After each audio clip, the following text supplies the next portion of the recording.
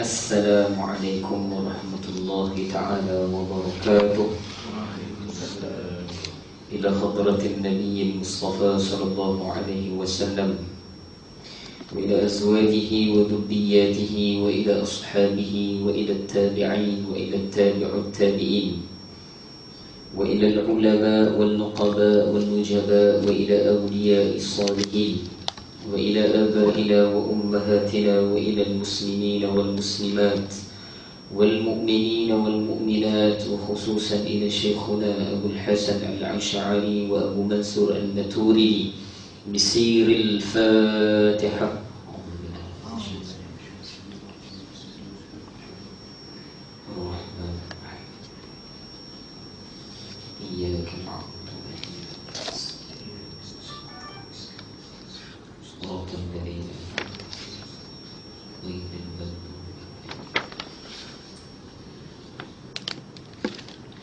إن الحمد لله نحمده ونستعينه ونستهديه ونستغفره ونؤمن به ونتوكل عليه ونعوذ بالله من شرور أنفسنا ومن سيئات أعمالنا.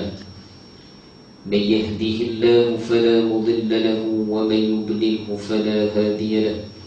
نشهد أن لا إله إلا الله وحده لا شريك له، ونشهد أن سيدنا ونبينا ومولانا وحبيبنا وطبيبنا وإمامنا محمدا عبده ورسوله لا نبي بعده. اللهم صل وسلم على نور الأنوار وسير الأسرار وترياك الأغيار ومفتاح باب اليسار سيدنا ومولانا محمدا المختار، وآله الطهار وأصحابه الأغيار عدد نعم الله وإفضاله. فقال سبحانك لا علم لنا إلا ما علمتنا إنك أنت العليم الحكيم. فقال رب اشرح لي صدري ويسر لي أمري واحلل عقدة من لساني يفقه قولي، ولا حول ولا قوة إلا بالله العلي العظيم. اللهم اغفر لنا ما قدمنا وما أخرنا وما أصرنا وما أعلنا وما أسرفنا وما أنت أعلم به منا. أنت مقدم وأنت مؤخر، لا إله إلا أنت يا مقلب القلوب ثبت قلوبنا على دينك وعلى طاعتك. سبحانك إنا كنا من الظالمين، ولا حول ولا قوة إلا بالله العلي العظيم. Amma ba'd. Sahabul fadilah, para alim ulama, para asatizah yang dimuliakan tuan pengurusi barisan Imam Bilal, jawatan kuasa madrasah Ar-Raudah, surau Jumaat Ar-Raudah. Itu Waalaikumsalam. Bila naik dah martabat tu lain lah kena sebut. Waalaikumsalam. Jawatan kuasa Masua.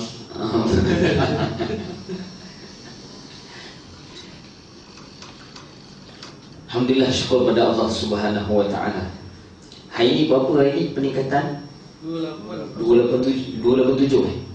Masya Allah. Semoga Allah angkat ujian ini terhadap kita, ujian bagi orang beriman. Setiap kali mana diuji oleh Allah Subhanahu wa ta'ala, Nabi sebut dalam hadis, ajaban lil mu'min, ajaibnya orang beriman kepada Allah. Apabila mereka ini diuji oleh Allah Subhanahu wa ta'ala, mereka sabar. Apabila mereka dikurniakan nikmat daripada Allah Subhanahu wa ta'ala, itu pun ujian katanya.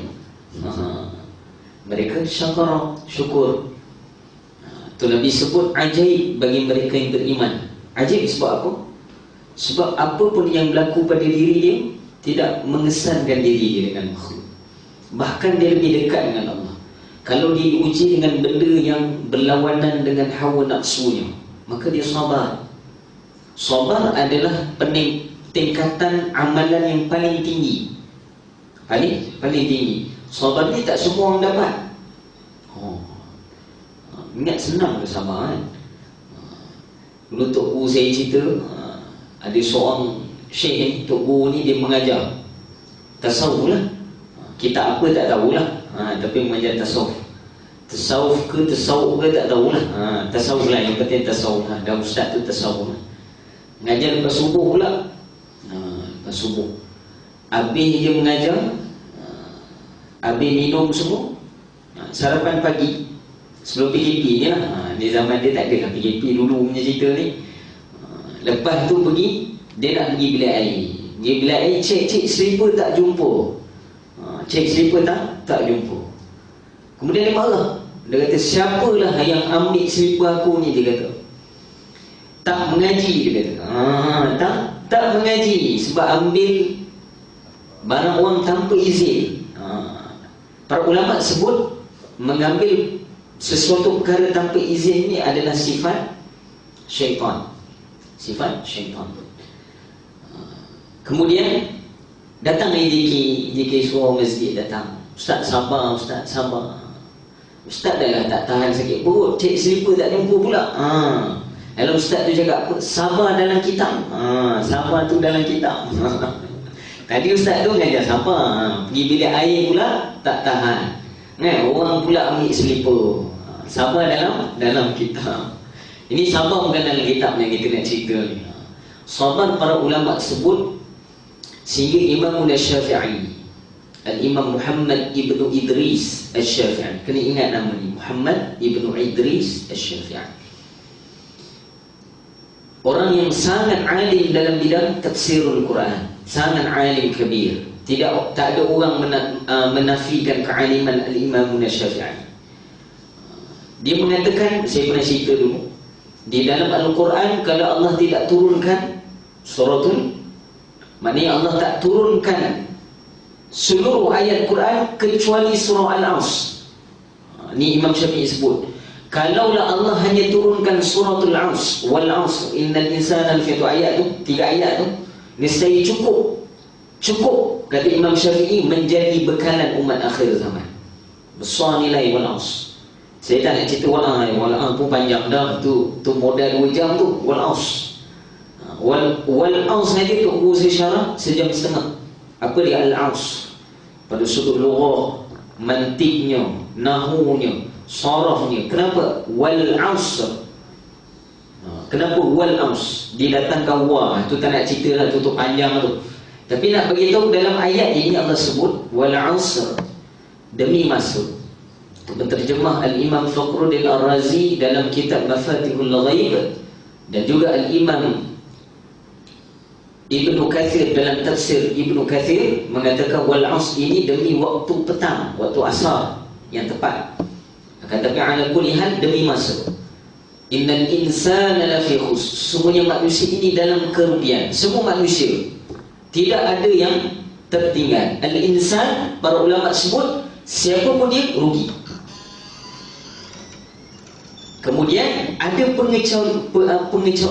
kecuali para ulama sebut apa? Ada pengecualian daripada para ulama, daripada Allah Subhanahu Wa Taala.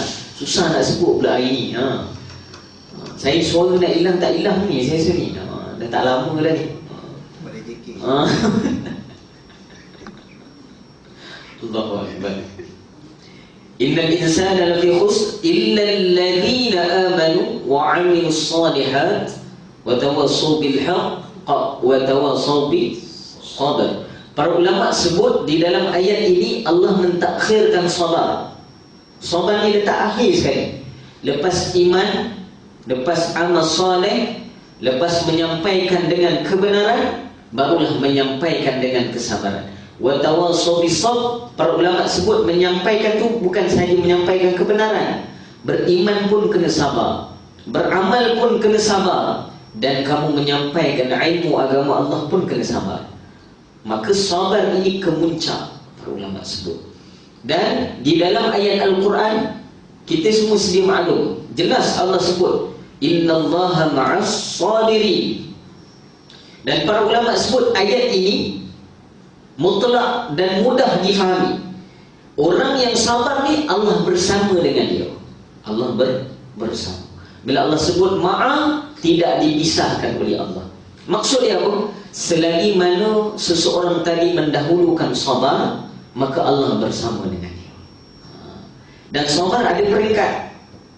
Kata Syekh Sa'ad Al-Kandahalawi rahimahullah ta'ala, dinaqalkan daripada Syekh Yusuf Al-Kandahalawi rahimahullah ta'ala, pengarang kitab Hayatus Sahabat dan beberapa kitab hadis lain. Kata Syekh Yusuf dan juga Syekh Sa'ad Al-Kandahalawi rahimahullah hafizahullah ta'ala, dia mengatakan apa? Sabar yang paling tinggi adalah sabar mentaati perintah Allah. Itu paling tinggi.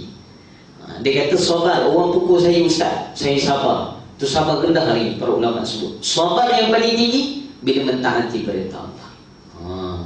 Ini yang jarang kita dapat ni.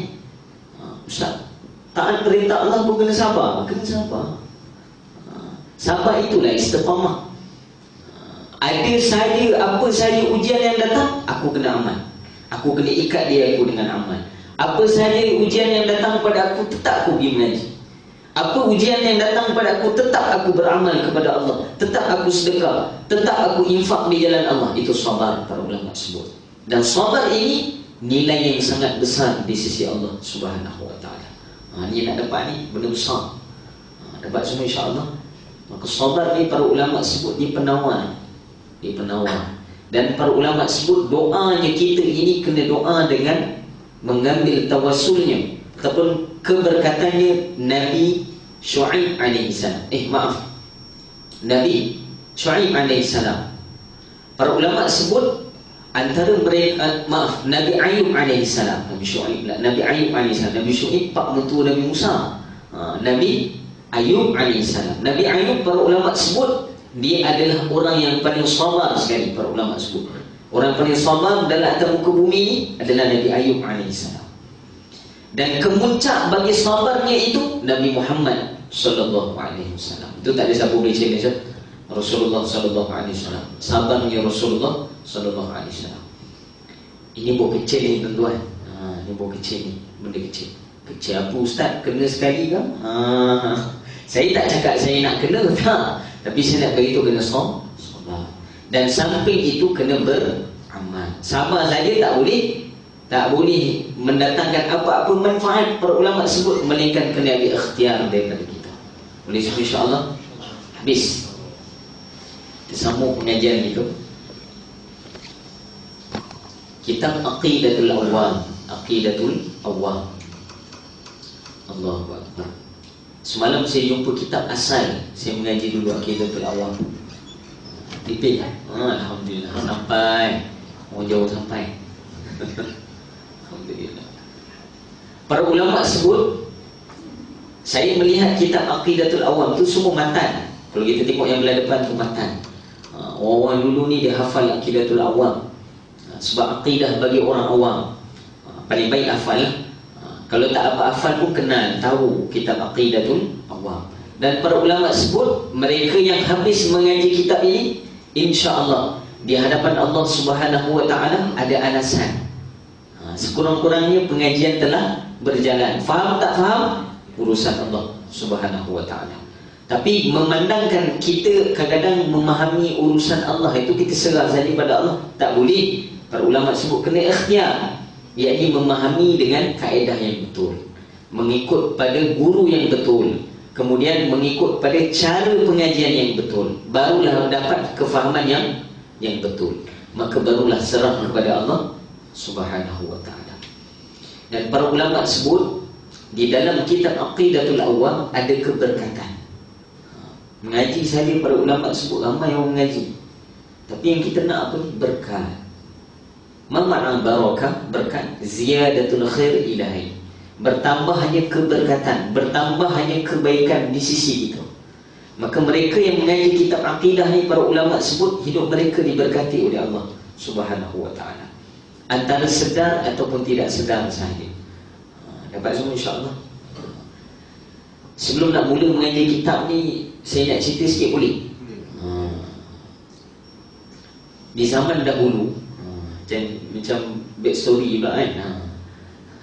Zaman dahulu ni di dalam kitab-kitab para ulama diceritakan seorang guru dan anak murid. Ni teliti betul-betul kisah ini, dan saya boleh maklumkan pada hari ini kisah inilah menjadi inspirasi saya untuk mengaji ilmu agama Allah Subhanahu wa ta'ala. Satu orang guru, mungkin saya pernah cerita kat sini. Saya selalu tanya macam tu. Kalau mengajar kat Najib, mengajar kat Syakir Limbo ni, saya pernah cerita ke saya tanya. Padahal ustaz itu banyak cerita kat sini lah. Ingat lagi ke tak? Banyak cerita kan. Seorang guru ini, dia ada seorang sahaja murid dia. Seorang sahaja murid dia yang mengajar ilmu agama dengan dia. Metod yang digunakan oleh guru ini, cara yang digunakan oleh guru ini, kata para masyayikh kita, macam mana cara yang digunakan? Di dalam riwayat, setiap kali dia mengajarkan ilmu agama, contoh dia mengajarkan Bismillahirrahmanirrahim, maka dia letak nilai di dalam ilmu tadi. Bila disebut Bismillahirrahmanirrahim, tulis Bismillahirrahmanirrahim, wahai anak muridku, nilai ilmu ini 100,000 ringgit. Dia letak nilai. Maka para ulama sebut di dalam riwayat, setiap kali mengajar saja dia letak nilai. Maka anak murid dia takjub lah. Ilmu ni 100,000 ni, ilmu ni 200,000 ni. Maka para ulama sebut di dalam riwayat, satu hari Allah takdirkan pada anak murid ini, selipar dia rosak. Selipar dia rosak, sepatu dia rosak, koyak. Maka para ulama sebut di dalam riwayat, dia pergi pasar lah. Nak repair selipar, dia jumpa tukang kasut. Maka dah habis repair, dah habis jahit. Tukang kasut ni cakap dengan dia, harga ni sekian-sekian, katakan RM10. Okey pakcik, saya tak nak bayar dengan duit, saya akan ajar ilmu pada pakcik, yang ilmu tadi nilai dia 100,000. Lepas tu pakcik tu cakap, aku tak nak ilmu, aku nak duit RM10 je. Nak RM10.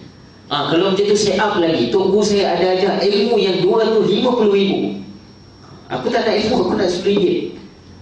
Dalam riwayat, sehinggalah dia, ni ilmu juta-juta ni, tok guru saya cakap. Pakcik nak tak? Tak nak. Aku tetap nak RM10 juga. Nilai je kasut. Maka anak murid ni dalam riwayat, pergi jumpa tok guru, tak buat duit. Dia ingat dengan ilmu tadi boleh bayar. Kemudian dia jumpa tok guru ni. Kita pakcik kejap, saya pergi jumpa tok guru dulu. Boleh tak? Tok guru pun bawa dia, bayar settle dulu, bayar kasut semua. Kemudian dia panggil balik anak murid dia. Maka dia bagi tahu pada anak murid dia, dia maklum pada anak murid dia, wahai anak murid aku, wahai anak murid, wahai anak, semuanya kamu belum faham lagi maksud sebenar yang aku nak sampaikan di sini. Sekali aku beri pada kamu satu permata. Satu permata. Tugas kamu pergi pasar tadi, kamu jumpa pakcik jual kasut tu, kemudian kamu pergi seluruh kedai yang ada di pasar tadi, kamu tanya saja nilai. Tanya, jangan jual, tanya je. Tanya nilai permata tu berapa. Kemudian diberi permata tadi kepada anak muridnya tadi. Maka anak murid tadi berjalan keliling pasar. Pertama sekali dia jumpa siapa? Dia jumpa tukang kasut tu dulu. Dia bukan repeat nak gaduh ni. Tak. Dia jumpa tukang kasut ni tadi, dia cakap, pakcik, saya datang ni bukan nak repair kasut, tapi saya nak tanya, tok guru saya minta saya tanya, berapa harga permata? Maka jawab tukang kasut ni dalam riwayat, kalau permata ni murah je, 5 pasang cukup lah. Dia kata boleh dapat dah, 5 pasang boleh dapat dah, dan RM50, RM100 boleh dapat dah. Tak apa, saya nak tanya je. Kemudian dia pergi rumah kedai sebelah pula. Kedai sebelah ada kedai buah, ada kedai macam-macam kedai. Pergi kedai buah, berapa dapat nilai ni makcik? Ini dapat 10, 5 cukup lah. Dah boleh beli dah. Pergi kedai pakaian pula. Sampailah para ulama sebut di dalam riwayat, di kedai yang terakhir adalah kedai permata. Bila sampai saja di dalam kedai itu, maka tukang ataupun orang yang jaga permata, penjual permata ni tadi, melihat seorang budak datang. Maka melihat daripada jauh datang saja budak tadi, tu budak tu dah penat dah kot, dah tanya kan, keluar tu permata. Pakcik, saya nak tanya berapa nilai permata ni? Berapa nilai? Dah penat kan? 5 biji, 5 pasang, ni pakaian ni. Sampailah kedai permata. Maka dalam riwayat para ulama sebut, apabila tukang permata ini melihat permata ini, peniaga permata ini melihat permata ini, Maka disebut pada budak ini ataupun anak murid pada syekh ini, wahai anak, mana kamu dapat permata ini? Di bilik guru saya. Kemudian dipanggil di dalam bilik, di kawasan, tutup pintu semua, tutup tingkap. Permata ini kalaulah kamu jual pada aku, seluruh permata dalam kedai aku tak boleh beli permata ni. Nilai dia. Tuan-tuan faham tak? Ni dalam ni, itu pergi tinggi. Covid dah naik 2 lebih kan, kena pergi tinggi sikit lah mengaji. Maka bila didengar oleh anak murid ni tadi, terperanjat dia kata, oh tadi saya pergi kedai ni, semua cakap tak ada nilai pun. Sampai kedai permata, semua permata pun tak boleh beli nilai. Satu nilai permata yang diberi oleh syekh dia, guru dia tadi. Maka baliklah anak murid ni tadi. Balik anak murid ni tadi, jumpa dengan Tuhu.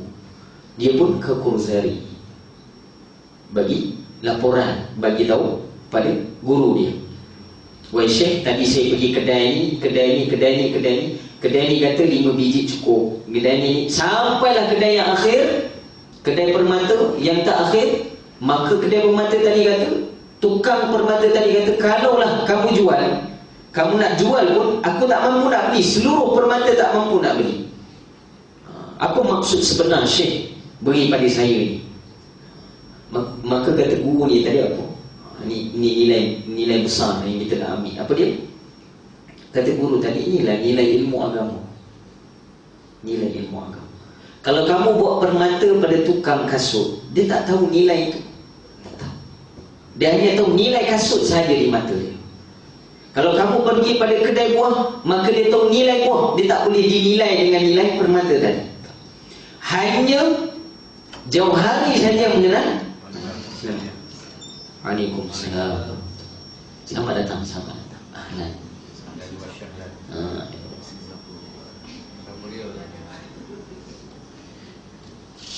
Maka para ulama sebut, di sinilah nilai ilmu agama Allah Subhanahu wa taala. Kalau Allah terjemahkan pada kita nilai ilmu ini bagaimana? Masya-Allah. Nilai yang diberi pada kita ini, nilai agama dan pengetahuan tentang ilmu agama ini bagaimana? Nescaya para ulama sebut, kalaulah dinilaikan dengan dunia dan sini tak dapat bayar. Bahkan setitik pun tak boleh bayar. Kenapa tuan-tuan? Sebab ilmu ni ilmu langit, ilmu daripada Allah Subhanahu wa ta'ala. Dan nilai ini para ulama sebut kita akan faham bila kita tinggalkan dunia. Betul Ustaz cakap ni. Betul. Mengaji sifat 20 dia kata. Sifat 20. Ngaji sifat 20. Okeylah tu. Kena mengaji ya Allah wujud macam ni. Kena mengaji. Sebab nilai tadi kita akan lihat. Dan para ulama sebut bernilainya ilmu tadi, para ulama sebut kita akan dapat di akhirat dan tidak boleh ditukar ganti lagi. Tidak boleh tambah, tidak boleh kurang, dan para ulama sebut tidak boleh tukar dengan orang lain, tak boleh. Apa yang kamu usahakan, itulah jalan kamu. Dapat. Maka ilmu yang kita nak mengaji, mungkinlah saya tak sebut 100,000 ke nilai dia, sebab tak ternilai ilmu ini. Dapat. Maka yang datang pun dipilih oleh Allah Subhanahu wa ta'ala. Bukan semua yang datang. Tak mampu nak datang dengan kudrat dan juga iradat. Kudrat kehendak, yakni kekuatan dan kehendak dia tak mampu. Maka para ulama sebut dipilih oleh Allah Subhanahu wa ta'ala. Boleh? Ni nak faham lama ni, nak dapat faham lama. Saya 6 tahun baru faham. Duk pondok baru faham. Duk mengaji rasalah tekan apa? Liter minyak tu jual dengan orang KL tekan. Tahulah nak nyala api tu pakai kabat macam mana, tahulah. KL mana pakai kabat. Masuk babi hutan tahulah nak buat mericun menyala pakai kabat tu, masuk air sikit goncang dalam botol balik. Tahu boleh meletup ni. Nilai ini para ulama sebut bila kita bermujahadah, susah payah. Dan nilai ini para ulama sebut dia akan sentiasa diberitakan di alam langit. Apa yang kita buat hari ini, apa yang kita buat saat ini, sentiasa diberitakan di langit. Tuan-tuan jangan ingat kita buat amal tak ada orang tahu. Salah tu. Bahkan seluruh penduduk langit tahu apa amalan kita buat. Kena tahu. Jelas? Semua orang tahu. Dan para ulama sebut, walaupun ia disembunyikan oleh manusia, kita, contoh amal yang kita sembunyikan, orang tidak menghargai apa yang kita buat, ataupun orang tidak raikan, tidak ada bantuan daripada makhluk untuk kita, tapi kita kena rasa satu benda, apa dia? Seluruh penduduk langit tahu apa kita buat. Seperti Nabi Idris AS. Nabi Idris AS diriwayatkan adalah Nabi yang paling banyak belajar. Sebab tu nama dia Idris. Idris asal perkataan darasa, tadris, belajar. Bukan tadarus, tadris. Tadarus pun asal perkataan darasa, belajar. Darasa maka menjadi madrasah, tempat belajar. Nabi Idris AS adalah orang yang paling banyak belajar dan paling banyak amal di sisi Allah. Sehingga ulama sebut di dalam riwayat, seluruh penduduk langit, malaikat-malaikat ni tahu ini amalan siapa ni? Nabi Idris. 7 petang lagi. Minhajul Abidin Al-Imam Al-Ghazali rahimahullah ta'ala, kena ingat, setiap langit kan ada tapisan gitu. Maka naik ke langit yang ke-7, sehingga menjadi perbualan di antara malaikat-malaikat yang ada, sehingga didengari oleh seorang malaikat yang tinggi martabat di sisi Allah. Siapa? Malaikat Israel AS, malaikat maut. Di dalam riwayat hadis adalah malaikat maut, cuma di dalam beberapa riwayat yang lain barulah disebutkan Israel. Itu pun pandangan ulama mengatakan itu adalah daripada pandangan Israiliyat. Akan tapi nama itu terdapat dalam beberapa riwayat daripada hadis baginda Nabi SAW. Malaikat maut, para ulama sebut turun daripada langit Allah Subhanahu wa ta'ala semata-mata nak jumpa Nabi Idris AS. Saya slow sikit boleh? Saya tahu nanti habis suara. Kan nak tugas lagi apa. Ini jaga suara ni. Maka para ulama sebut turun sahaja malaikat maut berjumpa dengan Nabi Idris AS. Berjumpa dengan Nabi Idris AS, bagi salam pada Nabi Idris. Saya ringkas kisah ni. Assalamualaikum ya ibadillah. Salam sejahtera ke atas kamu wahai hamba Allah. Nabi Idris AS tak tahu itu adalah malaikat Israel. Maka diikutlah, saya ringkas kisah, sampailah malaikat Israel ini memperkenalkan diri dia kepada Nabi Idris AS. Wahai Idris, aku adalah malaikat maut. Dalam riwayat kata, apabila Nabi Idris AS mendengar bahawa lelaki yang mendatangi dia dan berada di hadapan dia adalah malaikat maut, dalam riwayat kata guru kami, biru wajah Nabi Idris AS. Biru lah. Apa pertanyaan pertama setelah diberitahu bahawa kawan yang datang kepada dia adalah malaikat maut? Soalan pertama Nabi Idris apa dia? Adakah telah sampai waktu aku? Itu muka biru tu. Maka para ulama sebut, malaikat Israel AS sebut pada Nabi Idris AS, wahai Nabi Allah Idris, wahai Idris, aku datang ke sini bukan kerana perintah Allah, kan, tapi sebab apa? Sebab aku ingin berkawan dengan kamu. Maka ditanya oleh Nabi Idris AS, bagaimana kamu malaikat, kamu nak berkawan dengan aku? Bagaimana kamu mengenali aku? Kata malaikat, setiap amalan yang dilakukan oleh penghuni bumi, seluruh penghuni langit mengetahui perkara tadi. Penghuni langit tahu. Dan amalan yang sentiasa dikhabarkan di antara malaikat. Malaikat ni borak tuan-tuan macam kita. Tadi COVID naik lah. Sama macam kita, sama. Cuma dia tak ada makan, tak tidur, sama macam kita. Boleh borak tuan-tuan. Bukan kita fikir malaikat ni diam. Tak, dia boleh borak macam kita. Maka para ulama sebut, malaikat Israel AS bila disebut depan Nabi Idris AS dan disebut amalan kamu ini sentiasa dikhabarkan oleh malaikat, lalu menangis Nabi Idris AS. Maka para ulama sebut, malaikat Israel datang semata-mata nak bersahabat dengan Nabi Idris, mengambil keberkatan amalannya Nabi Idris AS. Nampak tuan-tuan? Saya nak cerita ni ustaz, tu Nabi lah ustaz. Nak kena ulang balik tu. Memanglah Nabi, sebab itulah Nabi diutuskan di kalangan manusia untuk jadi teladan kat kita. Ada cakap, tu Nabi Ustaz, Nabi boleh lah. Tu sahabat. Allah boleh turun, malaikat Jibril AS turun kepala saja kat muka bumi. Boleh tak? Boleh. Ya ayuhan nas, qulu la ilaha illallah tuflihun. Wahai manusia, ucaplah la ilaha illallah. Masuk Islam semua. Agak-agak kita masuk Islam. Masuk Islam tuan-tuan. Kepala malaikat Jibril turun. Takkan tak masuk Islam. Mesti masuk punya. Nampak tuan-tuan? Malaikat Malik AS, api neraka yang telah dibakar. Dua riwayat. Satu pandangan mengatakan 100 kali. Yang kedua pandangan mengatakan 1000 kali dibakar, sehingga warnanya menjadi hitam. Cebisan daripada api neraka kita ini adalah 1/1000 daripada api neraka. Itu pun tak sampai 1/1000 tu di zaman Nabi Adam dulu. Bila beransur zaman, maka kurang nilai haba daripada api tu. Kita ni api yang tak akhir, itu pun tak tahan tuan-tuan. Tak tahan gitu.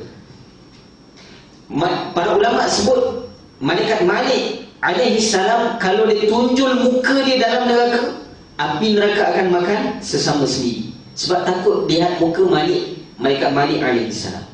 Malaikat Malik tak pernah senyum dalam riwayat, kecuali malam Isra wal Mi'raj. Senyum itu pun ditanya oleh Nabi SAW. Wahai Jibril, siapa orang tu?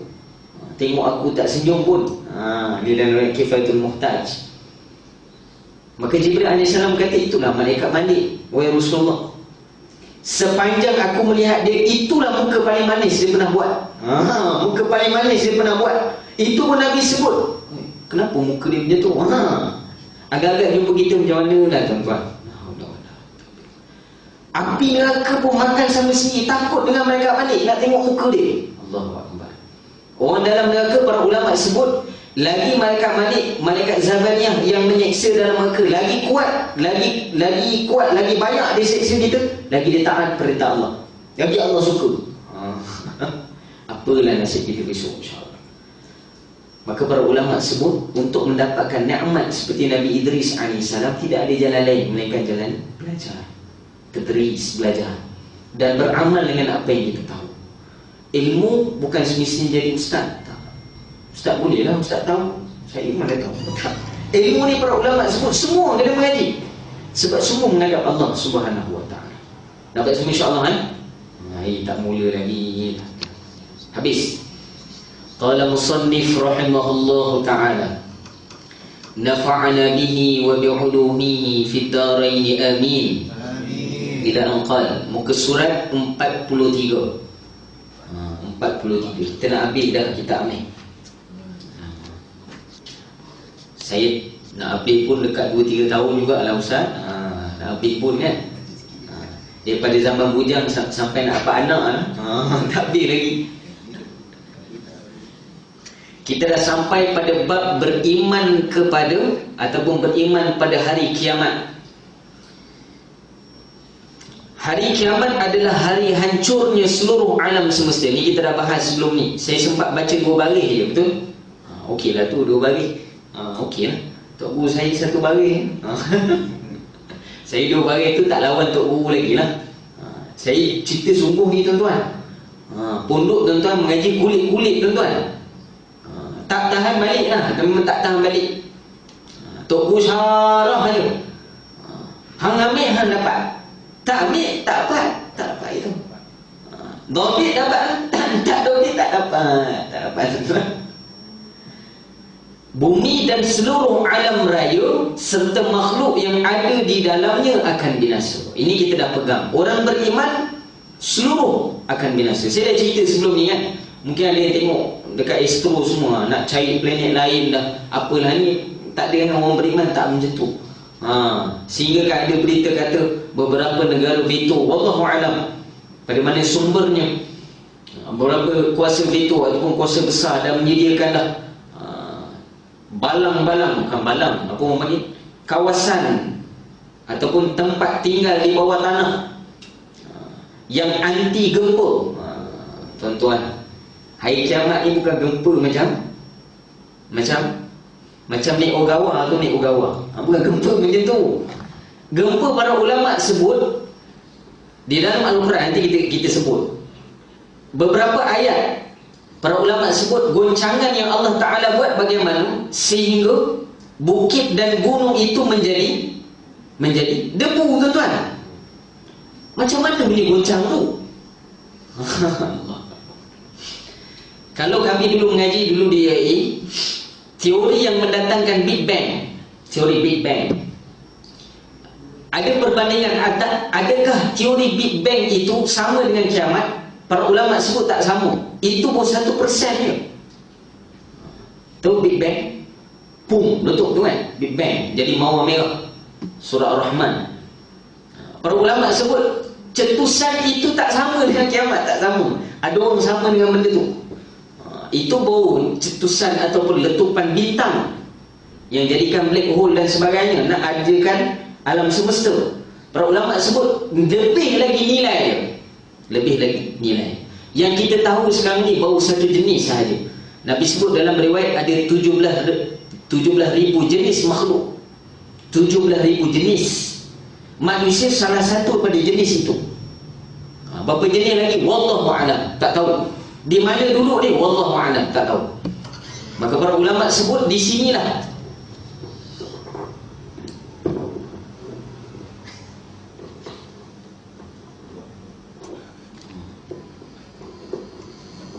rambut dah tak ada ni, sakit pula. Perasan tak rambut tak ada? Saya rasa lain sebenarnya tu, rasa lain je, kosong je. Maka para ulama sebut seluruh makhluk Allah Ta'ala hancur. Saya dah berapa riwayat lagi kita dah baca dah. Kemudian semua makhluk bernyawa akan menemui kematian. Semua benda. Sama ada ia menurut kacamata manusia hidup. Kadang-kadang para ulama sebut menurut kacamata manusia ia hidup. Ada menurut kacamata manusia ia mati. Tapi di sisi Allah Subhanahu Wa Ta'ala semua hidup. Semua hidup. Sehingga di dalam riwayat para ulama sebut mereka yang rajin khidmat basuh pinggan, khidmat masjid, khidmat surau, khidmat bersih dan sebagainya, setiap alat yang pada kaca mata manusia melihat ia mati, sebenarnya dia hidup. Dan sepanjang ia dikhidmat, sepanjang itulah dia mendoakan keselamatan untuk kita. Dan para ulama sebut apa dalil hidup. Saya pernah cerita dulu kan, saksi kita esok di hari kiamat ada 3. Ingat lagi? Pertama apa? Pertama masa, betul? Detik masa yang kita ingat dia mati. Masa saat yang akan datang jumpa Allah Subhanahu Wa Ta'ala. Wahai Allah, pada saat ni zikri buat macam ni. Saksi pertama boleh tolak ke? Tak boleh. Masa pun tak boleh tolak. Saksi kedua para ulama sebut anggota tubuh yang kita lakukan perbuatan tadi dengannya. Dan yang ketiga, tempat dilakukan itu. Tempat dilakukan ini maksud dia apa? Setiap benda yang berada di tempat itu akan menjadi dalil bagi Allah Subhanahu Wa Ta'ala. Maksud jadi dalil apa? Saksi bagi Allah. Sebab tu para ulama sebut, ramai para masyayikh, mereka ni kalau semayang di satu kawasan, di surau, mereka akan banyak kawasan semayang. Sebab tu sunat kalau kita semayang fardu, sebaiknya kita tak semayang sunat pada tempat yang sama, asing tempat lain. Sebab apa? Sebab bumi yang tempat kita sujud menjadi saksi besok di akhirat. Begitu juga pakaian, apa sahaja barang yang berada pada sisi kita, kalau ia tidak digunakan untuk ke arah agama Allah Subhanahu Wa Ta'ala, ia juga menjadi hujah besok di akhirat. Ni ingat? Mana baju yang tak pernah bawa semayang, bawa semayang. Walaupun sekali bawa semayang. Ustaz, saya beli apa nama? Gaun Ustaz, boleh buat semayang. Pakai gaun, pakailah telekung semayang. Yang pergi beli kenapa? Para ulama sebut bawalah. Sekurang-kurangnya kamu bawa hubungan dia dengan rumah Allah Subhanahu Wa Ta'ala. Pernah duduk jejak masjid, bukan tanah masjid, tanah surau, masjid, dalam masjid. Ustaz, saya pergi juga singgah buang air, dia kata. Pergi buang air, kunci pula tak ada. Kau Haji Zul pula. Haji Zul kata penat aku selit tepi tu. Tak jumpa juga. Contoh. Kena jaga ni bila air surau semua ni, jangan jadi macam BHP tuan-tuan. Kena jaga semua-semua ni rumah Allah Subhanahu Wa Ta'ala. Dan saya mohon kita ini di dalam rumah Allah ini tidak ada apa-apa bahagian sebenarnya. Maksudnya bahagian, kita bahagian semua adalah sama rata. Siapa pun kita, kalau melihat di dalam rumah Allah Subhanahu wa ta'ala ada sedikit kekotoran, kalau melihat di dalam beberapa riwayat, para ulama sebut sedikit kekotoran yang kita buang di dalam rumah Allah, walaupun kita gigit kuku kecil je, dibuangkan dalam rumah Allah Subhanahu wa ta'ala. Kalau lihat dalam kitab, beberapa kitab, para ulama sebut adanya riwayat yang lemah mengatakan sedikit yang buang itu, kita buang sedikit, seumpama membuang bangkai gajah di dalam rumah Allah Subhanahu wa ta'ala. Dan setiap kotoran yang diambil oleh kita, kemudian dibuang oleh kita, ia akan menjadi mas kahwin besok di akhirat. Mas kahwin apa pula ustaz? Itu lain cerita nanti. Dan para ulama juga sebut setiap daripada apa yang kita ambil daripada rumah Allah ni pada bentuk kekotoran, kita bersihkan di rumah Allah Subhanahu wa ta'ala, apa yang Allah akan beri pada kita? Ia akan menjadi apa? Menjadi beberapa permata yang akan mencantikkan diri kita besok. Kena ingat tu. Maka para ulama sebut tidak ada alasan bagi kita kalau tidak ada amal pada Allah Subhanahu wa ta'ala. Boleh semua insya-Allah. Semua barang kalau boleh bawalah menghadap Allah Subhanahu wa ta'ala. Disebut mazratul akhirah, jabatan ke akhirat. Kena bawa motor bawa beli, pergi masjid dulu ambil berkat, tutup guru dulu sampai tahap apa, mandi air kolah, air kita tu mandi air kolah, minta doa pada Tok Guru untuk jaga. Ustaz, bukan syirik ke? Aduh, mandi air kolah, bukan air kolah yang jaga kita. Tak ilah. Kita nampak air kolah aja kita marah syirik kan? Kita rasa kamera GoPro tu jaga kita tak syirik. GoPro ada, dia kata GoPro sama aja, bergantung pada nilai niat kita. Para ulama sebut nilai niat kita tadi menentukan di mana tempat kita. Maka orang dulu dia berlumba-lumba nak mengambil keberkatan daripada rumah Allah, berlumba-lumba nak mengambil keberkatan daripada para ulama, berebut nak bawa para ulama duduk dalam kereta dia, walaupun sekali. Duduklah sekali ustaz. Saya pernah khidmat Al-Habib Mahdi Al-Hamid Fidhullah Ta'ala, yang pergi kenduri saya, jumpalah dia tu, duduk. Saya pergi di Johor, waktu khidmat dia, ramai orang nak ambil. Padahal saya yang bawa dia pergi KL, naik kereta, bawa pergi sana. Ustaz bawa kereta sampai kita dia. Kita tak ada kereta, membawa dia, kita dapat bawa orang pun jadilah. Bawa sampai sana berebut-rebut, Alphard ada, Istimewa ada semua. Tapi dia menilai orang yang layak bawa. Cik ustaz nak kata ustaz layak bawa, lebih kurang lah. Lebih kurang lah. Yang layak saja yang bawa. Maksud dia pilihan Allah. Ini berebut lah. Kalau tak dapat ulama, yang paling tinggi siapa? Ibu bapa. Dia tegur mak ayah pula. Nanti tepuk kaki dulu. Jangan bagi pasir dalam. Itulah Allah.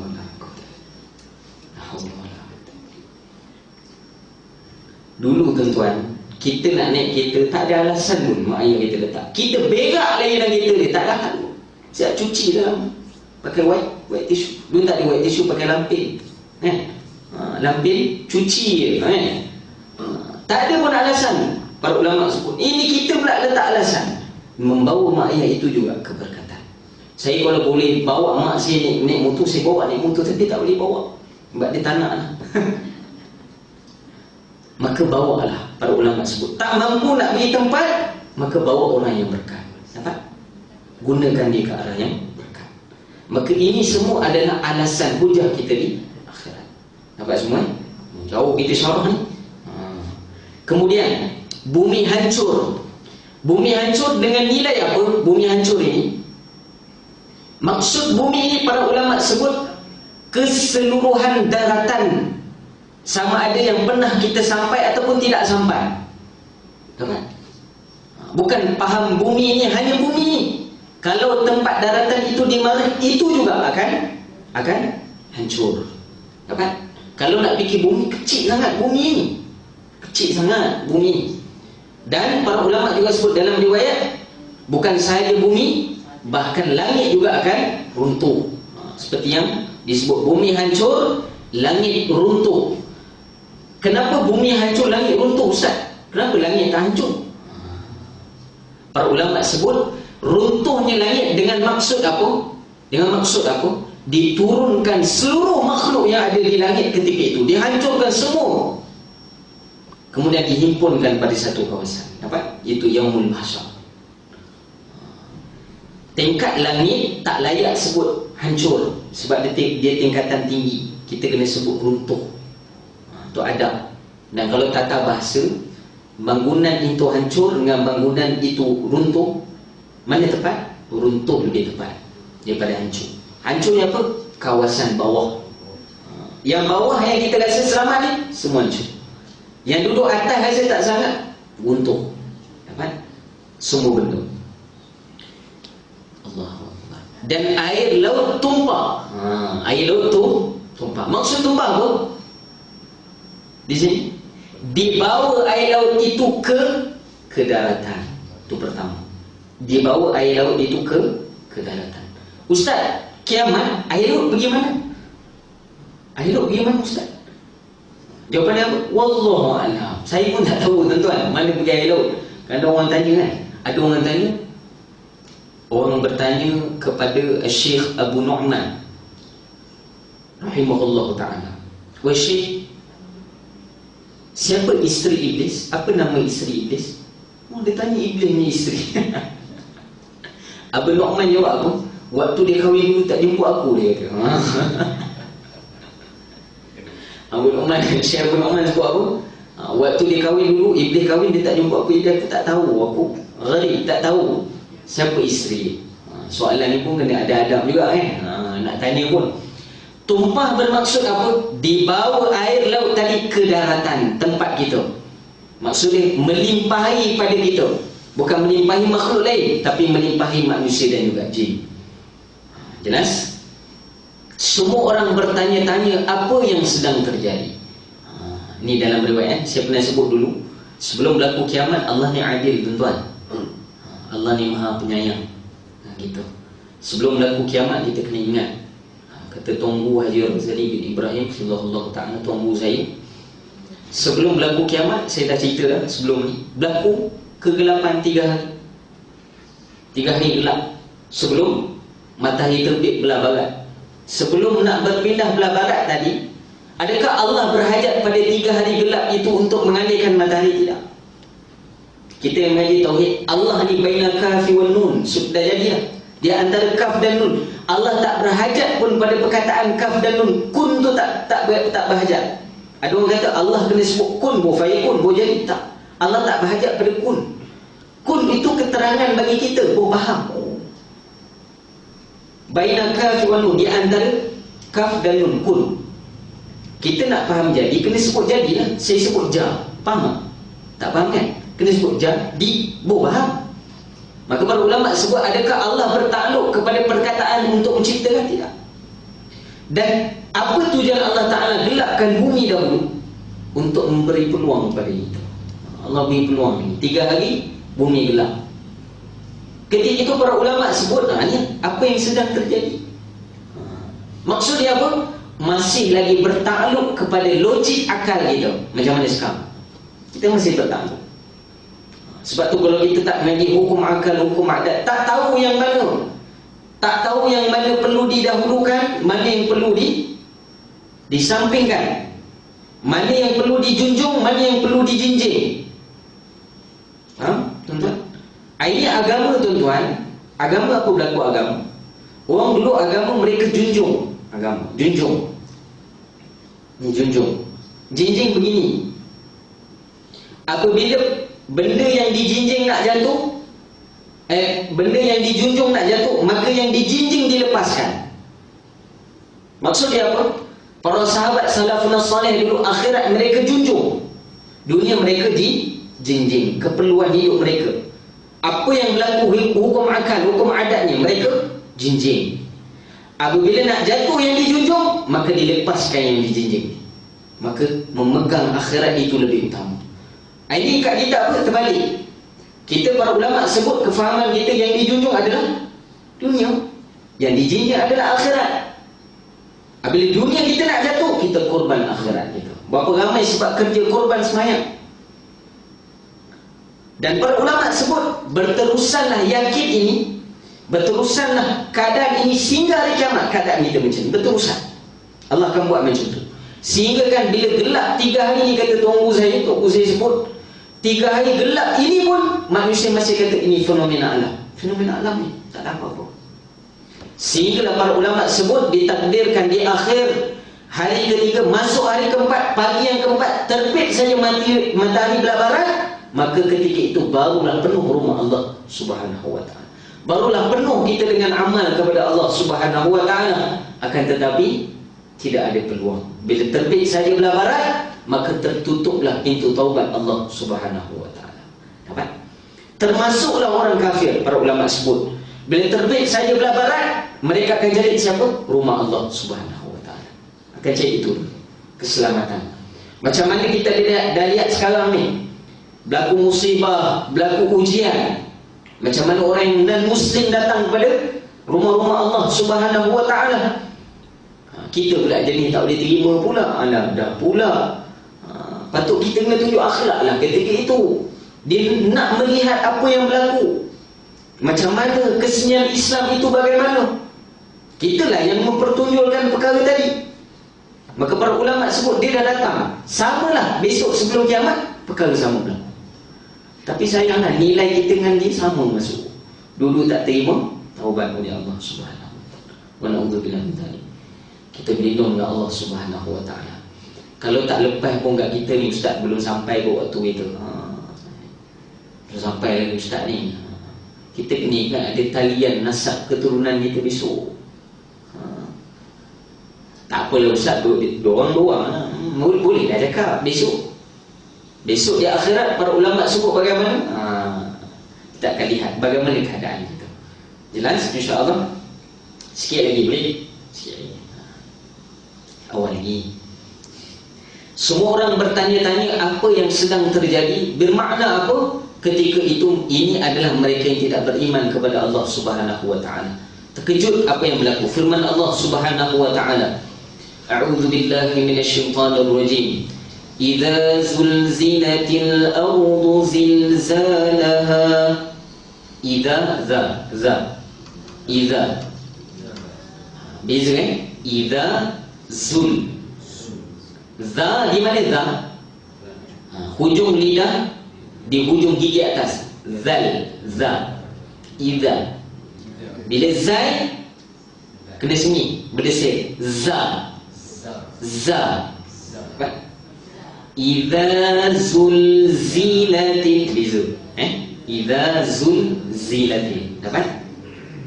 Dia ada 3 yang lebih kurang sama. Pertama za, nipih. Pertengahan za, zai. Yang paling tebal apa? Zo. Zo kena muncul. Jelas? Idza zulzilatil ardu zilzalaha wa akhrajatil ardu athqalaha kho. Ustaz tak boleh sebut ustaz, bohong. 2 huruf ni kalau orang kata dia tak boleh sebut, bohong. Pertama kho, yang kedua ro, bohong. Kadang-kadang dia sebut, dia pun tak sedar dia sebut. Betul tak? Bila dia tak sedar sebut, waktu tidur. Kho,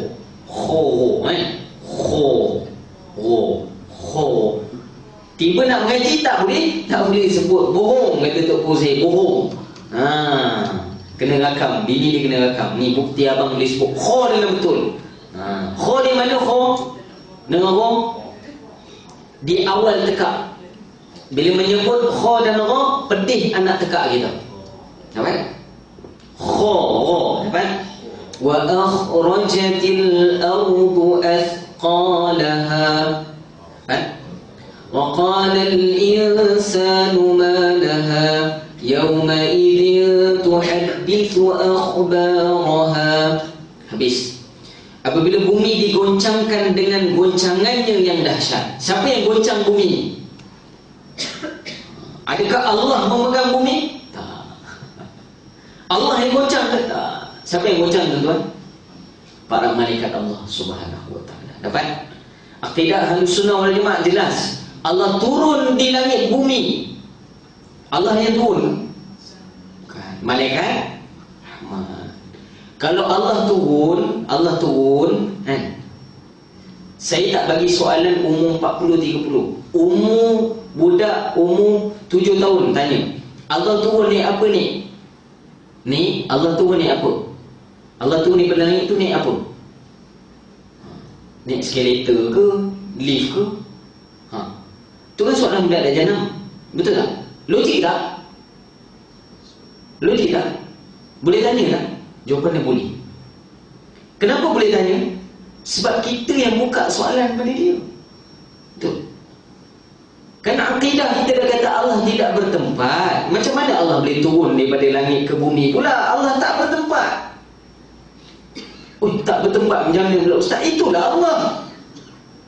Itulah Allah. Kalau boleh fikir mana tempat dia, bukan Tuhan lah nama dia, lemah lah dia. Dapat? Jelas? Habis kalau anak tanya Allah kat mana, nak jawab apa? Dah mengaji awal dulu. Simak balik kita boleh? Jelas? Dua benda. Ada orang cakap macam ni, Ustaz, Allah berada di mana-mana. Betul tak jawapannya? Jawapan dia salah. Tak betul. Allah bukan di mana-mana. Bila dinisbahkan di mana-mana, bertempatlah dia. Habis nak kata apa Ustaz? Allah tidak bertempat. Macam ni tak tempat? Tak tempat. Bukan tak ada rumah. Tak bertempat ni maksudnya tidak berhajat pada tempat. Ni nak kena faham betul-betul. Dapat? Ustaz, macam mana nak pergi faham anak saya Ustaz? Macam mana bapak dia pun tak faham, mak dia pun tak faham. Macam mana nak cerita kat anak dia?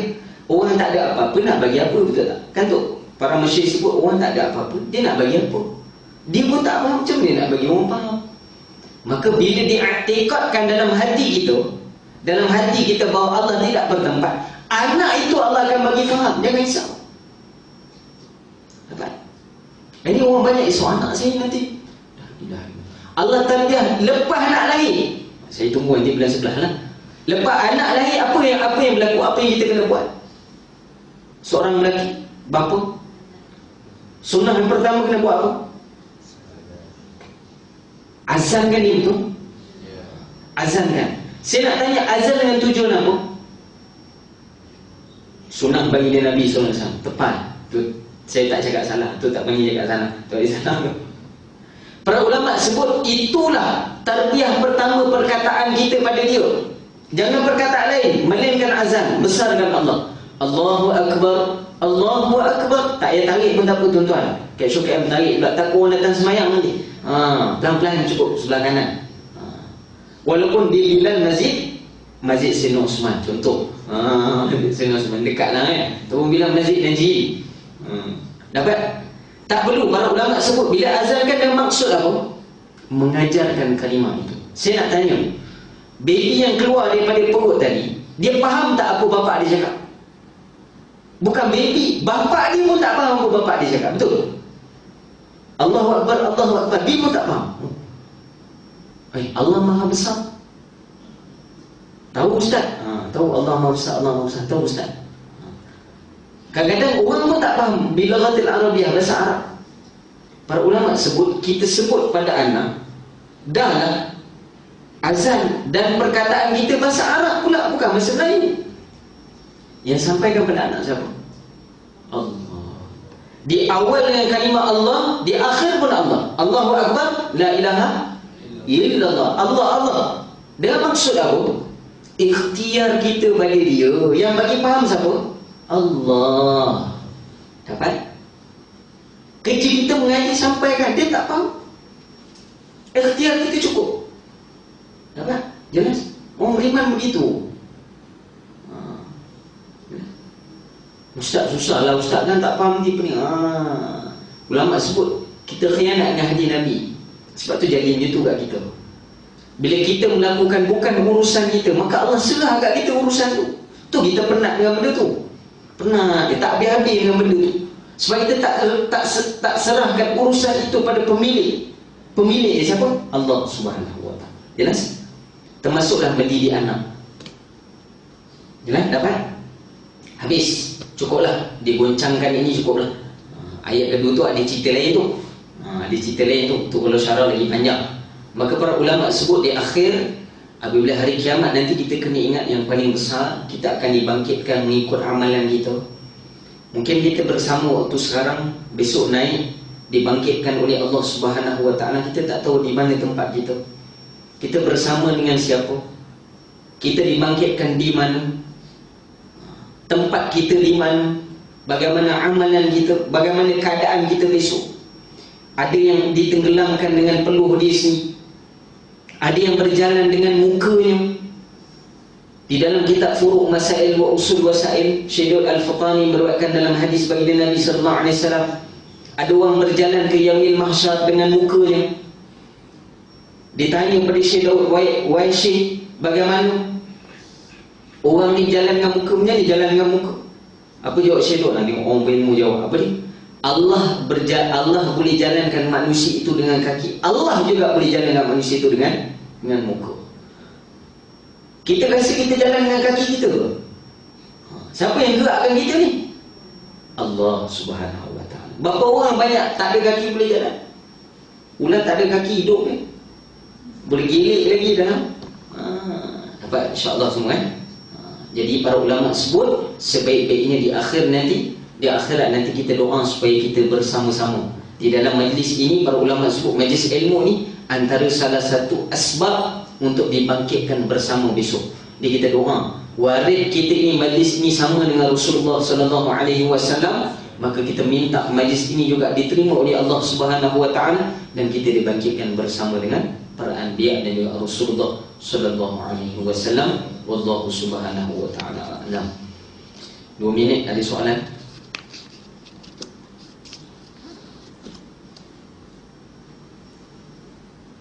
Soalan ya?